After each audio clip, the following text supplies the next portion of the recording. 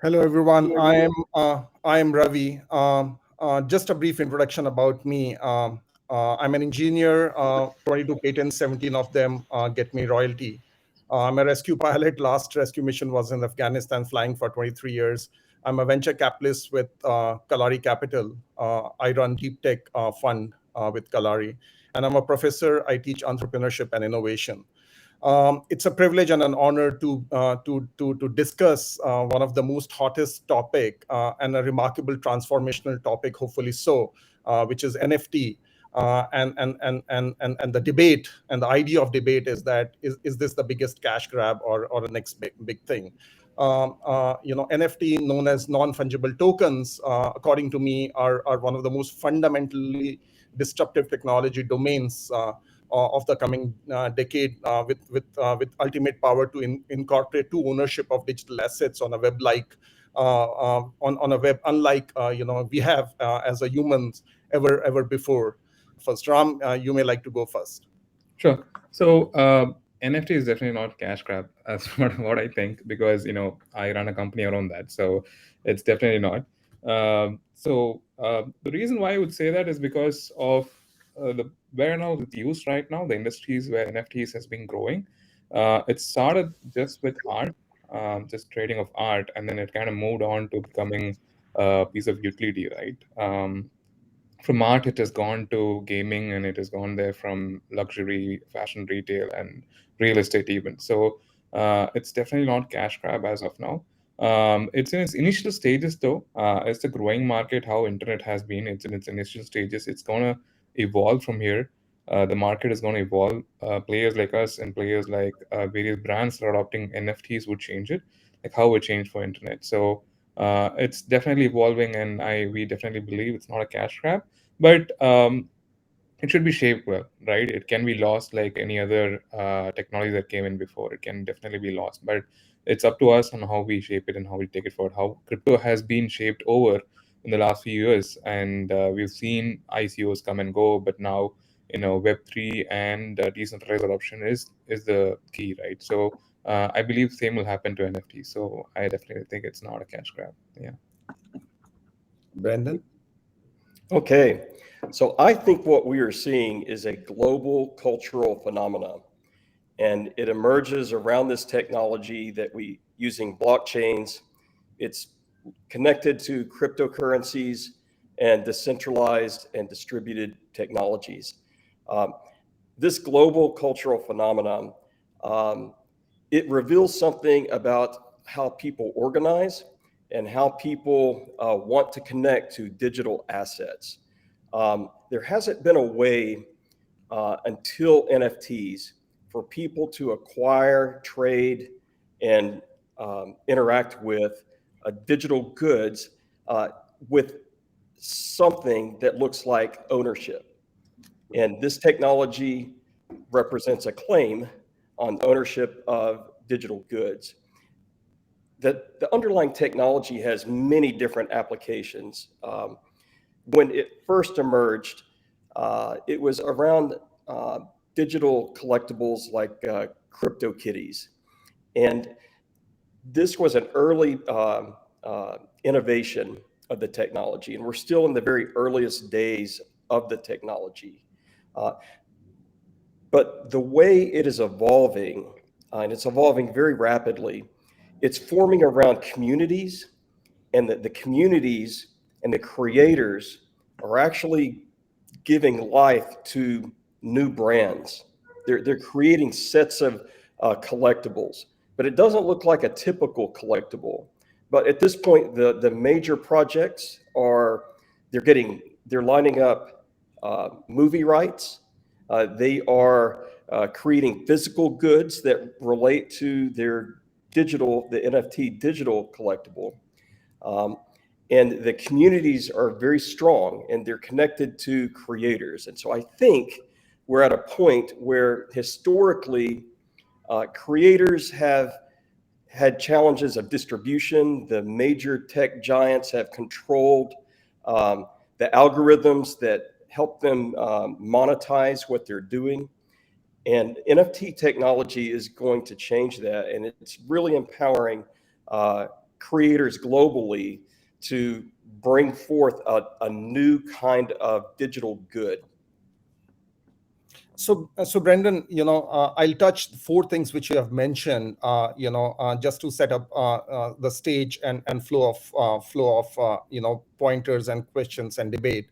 One is cycle time to trade and cost of transaction. You didn't mention cost of transaction, but I like to mention that because that would be the ultimate, what I call as dharma of this thing. Second thing, creator economy. Ram, I will try to get your views on creator economy, how big it can be and how influencing that can be. A couple of things, Brendan, I would also steal from what you have mentioned in terms of the curve of innovation. When does that curve of innovation ends and it gets into mainstream beyond what you have mentioned, which is media and creator economy? And the last one, which you haven't touched, I would like to touch, is in terms of risk and governance of this new economy which comes. But to start with, Ram, and this would be the only question, which I would get a little bit personal from a guardian perspective, and after that we will do a proper debate. Since you have incubated this remarkable, startup, Ram,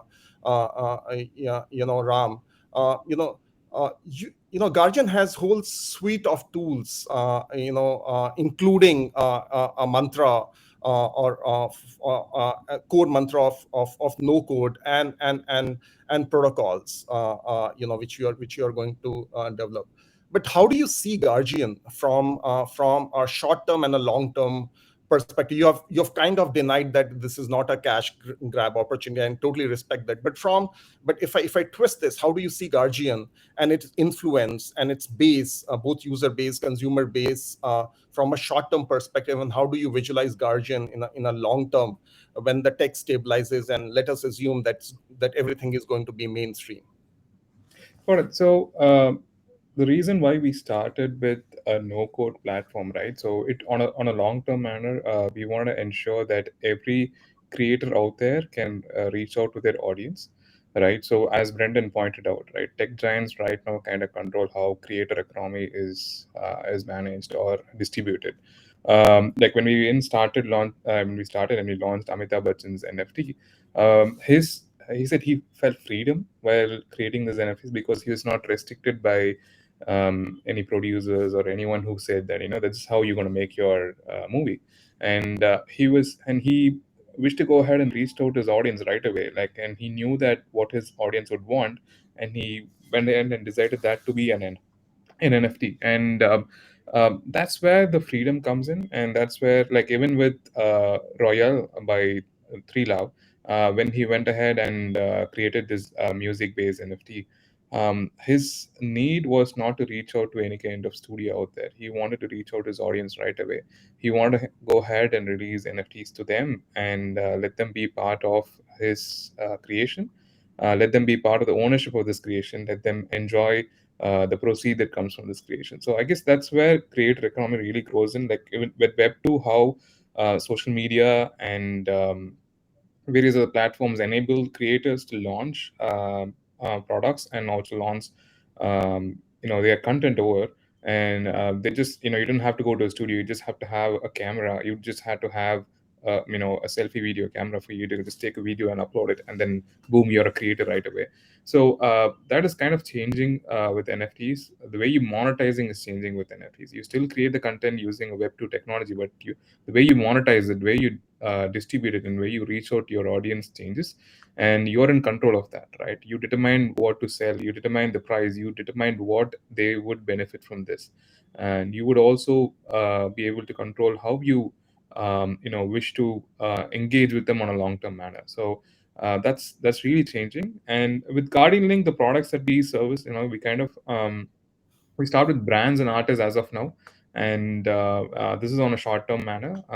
Obviously, the product will be scaled to let anyone launch NFTs, where they could go ahead and work on the contracts that we support. They can enable it to just be a content or sort of like a contract where they can interact directly with the audience, right? They could say that you could, if you own this NFT, you can come back after a year and be part of my second drop that we'll be launching, or be part of the next music video that I'll be featuring you. So a lot of stuff that can be done, and the products that we're building right now and on a long-term manner will support that. So yeah, so I believe that this will sort of be the future of distributing content, and this will be one of the ways where you'll be interacting with the Web3 technologies that is out there. Yeah. Cool, thank you, Ram. Excellent, Brendan. It's kind of a proven hypothesis that society changes and technology follows it, and then technology drives societal changes, and this circle goes on, and hopefully improves the civilization. If I go by this very very simple hypothesis, Brendan, and Ram has focused on the societal changes, if I may say, from a creator perspective, distribution perspective, and you touched upon the culture part, which we will talk about. If we focus on the tech part per se, and I want technologists within you, to answer that and reflect upon that. How do you see, computational languages of future look like in the context of NFT, or overall in the game of distributed computing, if I may call, uh, and how do you see that evolving? From we have seen a huge shift from a structural languages to a functional language, and now to intelligent languages. How do you see this NFT? And if I agree, with both of you, NFT mainstream revolution which is happening. How do you see computational languages emerge to support that, given the constraints of multi-chain and interoperability and scalability today? Sure. Well, first of all, I'm very much aligned with Ram's vision and what he's talking about with empowering creators, introducing new sets of tools that let them create. Behind the scenes, we will know this technology has arrived when we stop talking about the technology completely. But it's such early days that the technology matters and how it's implemented matters. So I see that the emerging languages. Earlier you asked a question. You were talking about risk and the risks attached to NFTs. The languages and the language choices matter a lot, and the skill that it takes to build on this Web 3.0 is very high, which is what's exciting about what Ram's doing with the no code builder, because it simplifies it. It takes some of the risk out. Today, a lot of the contracts are that the NFTs are controlled with software, and this software is very it's still maturing. Best practices are still emerging. The languages that I see look like the Rust programming language. There are a number of different, when we think about blockchains that are decentralized and operating around the world, there are lots of different kinds of blockchains and different ways that they connect with one another. So I think it's important for all the listeners who are thinking about, who have not been in the NFTs, know that there are different platforms, and some work with others and some do not. Technologists like me and Ram, we're working on stitching these together so that the NFTs can move from one technology to another. But right now, the Rust programming language, it's the same language that's being used for the Linux kernel. This is an operating system that's very widely used. And that choice, that selection comes with it acknowledgement that it has a very good risk profile as a language. But there are others out there that are emerging, and we're so early. It's hard to know what the best technology is going to be. I think that answers the question. One of the questions that you asked, Ravi, was around transaction costs, and the transaction costs across the different blockchains are very different. And these can be range from just a few pennies, or they can be hundreds of dollars. And so, again, it's very early in the technology. The other question that you were asking was around ownership and what does it mean to own something. And that with NFTs, everything is controlled with cryptographic keys. So it's like a very long password, but each person that collects NFTs has a wallet, and these wallets are controlled using keys.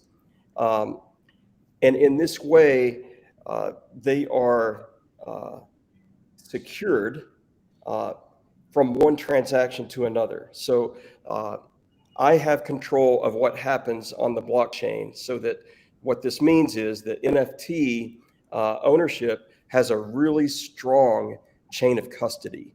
And this is a great breakthrough for digital goods. And that we can talk a lot about the nuances of what it means to own something.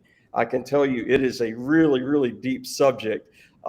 It's kind of like, what is money? When you start looking at it very closely, it's what people agree to. It's what we all agree is good enough for ownership. It's what we agree is good enough to be called money. So that's kind of where we are from a technology standpoint. It's still rapidly evolving, and there are a lot of great projects and engineers trying to make the technology disappear so that creators can just focus on creating. Yeah.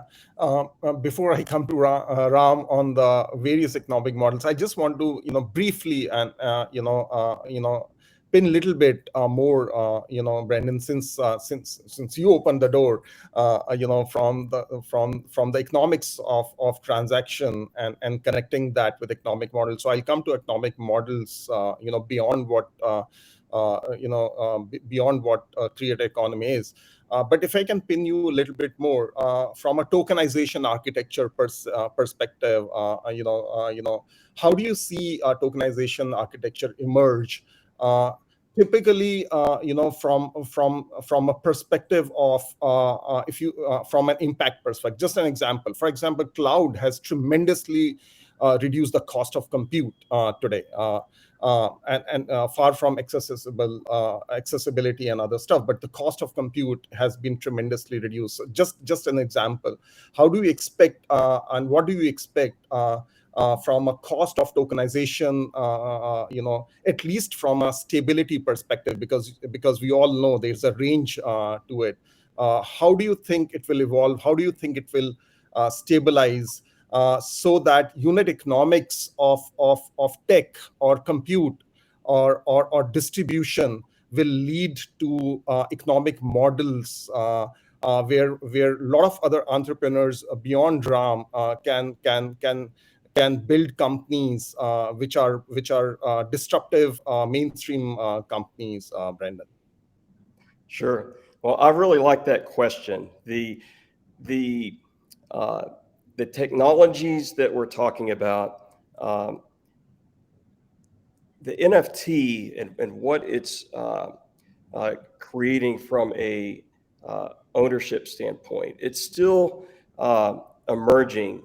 Okay, and when we think about how an NFT is transacted, in the recent past, transactions on some platforms have been upward of $150 US dollars, even higher sometimes. And now there are newer technologies that we call L2 and other solutions, different types of blockchains that get the cost down to pennies.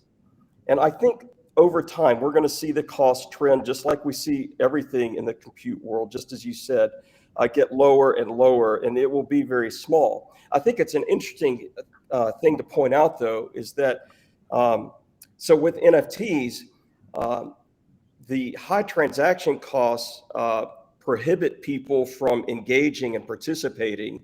On the other hand, really, really low transaction costs mean there's too much, that you start getting spam. It's like 30 years ago when we were imagining email, if we had charged, 1 penny for every email, we wouldn't have spam because it's too expensive to push, all the hated spam out there and all the bad emails. In the same way, really, really low transaction costs for NFTs means that people are pushing a lot of things out there that aren't properly imagined or properly built. And so, you were talking about economic models. Those are things that are still being worked out in the industry. Ram, in the context of economic model, you and co-founders and your own fraternity has done a tremendous job in terms of almost creating a cultural movement of putting artists and creators into a center stage. Given that, what are the other new economic models you see, given the democratic nature of NFTs and the platforms which support NFTs? New sectors, specifically utility-based use cases you see emerging, if I can coin a word, or which is already coined, is in NFT 2.0. What is your take, beyond center stage of artists and creators, Ram? Definitely, Ravi. I believe gamifying NFTs would be the next big wave, right? Brands using NFTs to promote them, sort of like using it as an engagement material to reach out to their consumers. So that would be one. Apart from that, gaming would become big. As it is, it's already big because thanks to Axie Infinity and Splinterland and many other projects out there, and if gaming has been the most transacted, sector in terms of NFTs, it would actually become much more bigger in 2022, I believe. And gaming in India would definitely also become big because India, as you see, runs on gig economy, right? Right from Swiggy, Uber, and all that. We've always seen people who use this as an economy to have this additional income. I believe gaming in India, play to earn gaming with NFTs can be a revolution. And we already know a couple of gaming studios which are launching NFTs, and making their Web 2 games into Web 3. And as you also know, that Guardian Link is working on something interesting in the similar sector as well. So gaming would become very big in India. And I also believe music would be the next big wave. Music has been hampered a lot with Web 2.0, with various technology giants out there, which is taking over artists. So music and gaming would be the next wave. And in that, I believe we would go sector wise, and it would be differentiated between casual gamings and gamings which are sort of like esports, and then moving from there. So I guess that's the next wave that will be there, Ravi. And NFTs would definitely evolve from just being an artwork that is being traded. It would evolve into a utility where if I hold on to an NFT, I have a purpose to it. I'm just trying to summarize and end it, but but how can we end, Brendan and Ram, with both of you representing largest democracies, without discussing two subjects, okay? And these subjects kind of put or give opportunity for critics to write essays, and hopefully those essays don't result into lawsuit. But the fact today is that when it comes to intellectual property rights, or even copyrights to that extent, we have we have Tarantino, we have Miramax, we have Nike, we have StockX, and I can go on and on. With respect to taxation per se, okay, NFT still has been defined like a general management. Anyone can interpret it the way they really want. I think it's important for the builders of the world to provide for taxation. That doesn't mean the users have to adopt it. Like, we're still in the early days. The governments are still trying to decide what their relationship to this technology is. But I think as engineers, it's important that we recognize the rule of law, and we make provisions that support that. A lot of people say code is law. Code is really important and will be increasingly more like law as it becomes more capable. But we still have governments and we have to interact with them constructively. Ram? Yeah.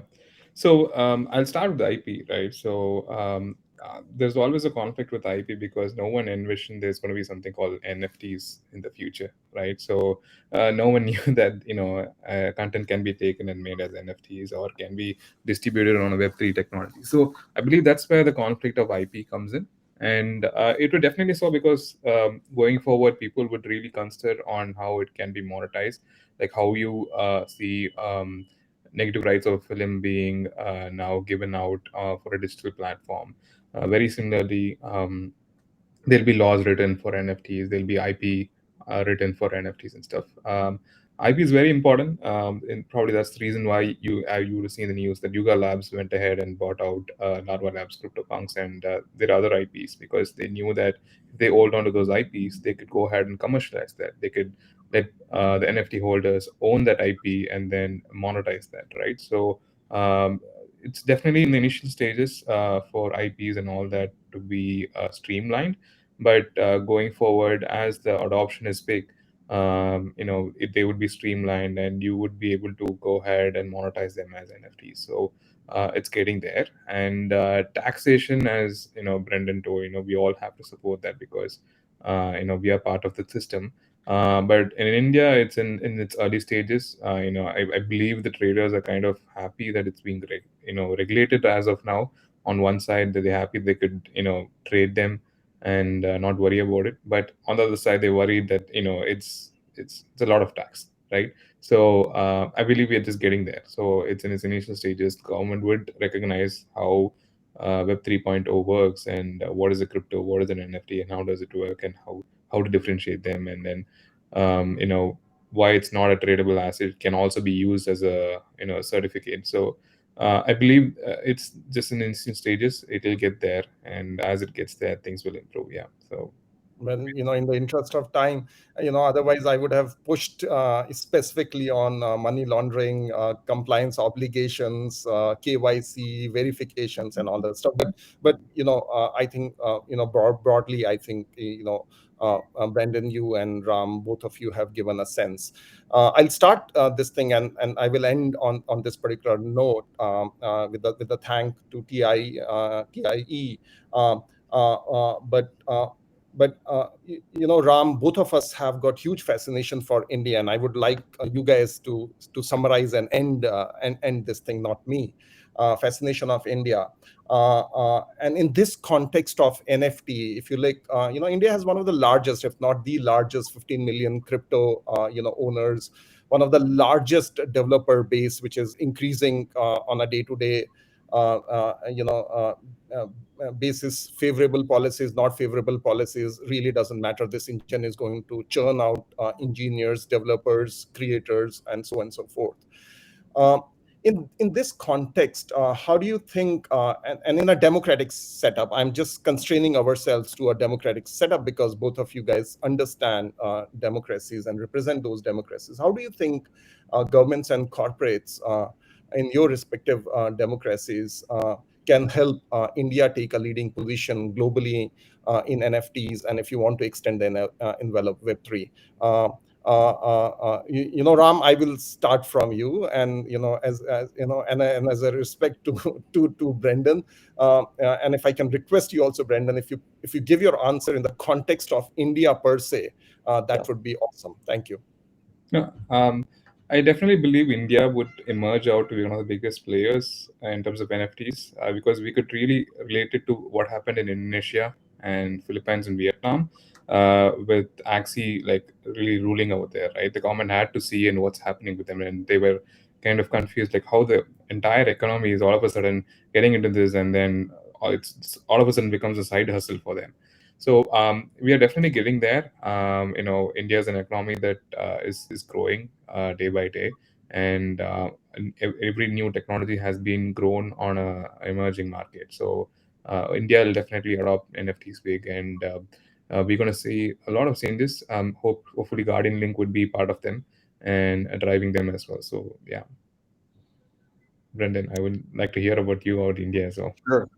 Well, first of all, I've spent many months in India, and have been working with some amazing and talented people over the last 10 years.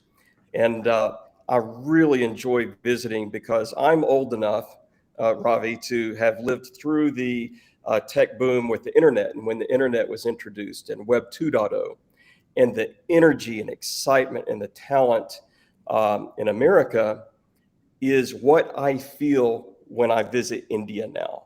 When I visit India, and I'm in the tech community, I'm with the technologists, I'm working with them, and the energy and talent is amazing. And I think India already has a really strong and formidable position in NFT technology, and I think they're both culturally from the creator side and with the technologists that are there is in a really powerful position to develop the technology.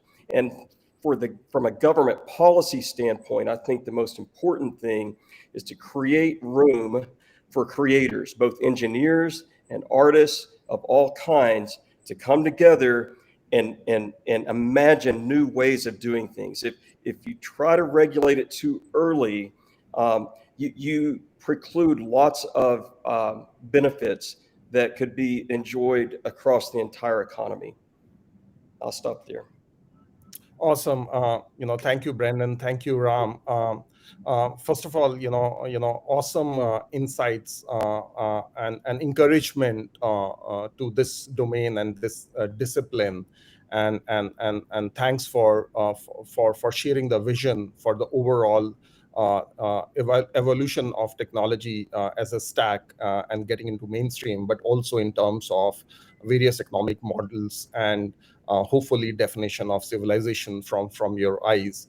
And thank you to TIE for giving this particular platform to us, and especially to both of you as awesome leaders and awesome developers and builders of NFTs and Web3 per se. Thank you very much.